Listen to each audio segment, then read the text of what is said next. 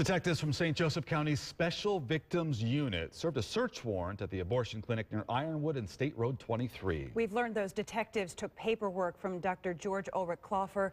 WSBT's Kelli Stopczynski has been following this story. Kelli, we don't know exactly what those detectives were after. Or, Jennifer, what the warrant said they could take from the clinic.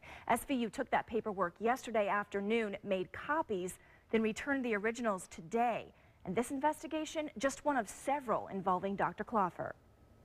We saw 3 detective and police cars. Right to Life Executive Director Jeanette Burdell keeps a close eye on what happens at the abortion clinic across the parking lot from her office. About an hour later, perhaps, one of the detectives come out with a stack of files under his arm. It's the latest development in a complicated investigation into this man, Dr. Ulrich Klopfer. He runs abortion clinics in South Bend, Fort Wayne, and Gary.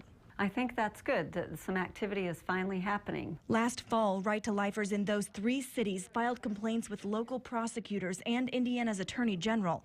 They say Klopfer left important information off state forms and waited too long to report abortions performed on 3 13-year-olds.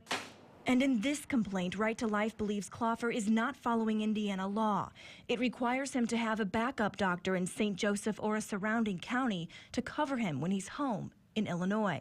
Indiana's Medical Licensing Board has asked the Attorney General to investigate. This was somewhat unique. Greg Zeller says he can't comment on specifics, but says a new bill requiring abortion doctors to report their backup doctor to the state health department is a good thing. Having more transparency and understanding of who's there to protect us seems to be a legitimate thought of the legislature.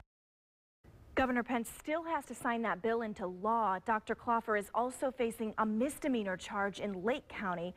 Court documents there say it took him 4 months to report an abortion performed on a 13-year-old. State law, though, says everyone must report to the state within a certain amount of days of finding out that a child under 14 is sexually active. Yeah, and Kelly, we're talking about, well, what, 3 different investigations here, 2 county prosecutors, the Attorney General, but Zeller can't really give you a firm timeline on this. He can't, but he says that his investigation will definitely be done by the end of the year. From there, his office will take its findings to the Medical Licensing Board in Indianapolis, and they'll say, here's what we found, or they might even say we found nothing. And from there, the licensing board will decide what to do with Dr. Klopfer's license. It certainly has become complicated. Yes. Kelly, thanks. A former St. Joseph County clerk's office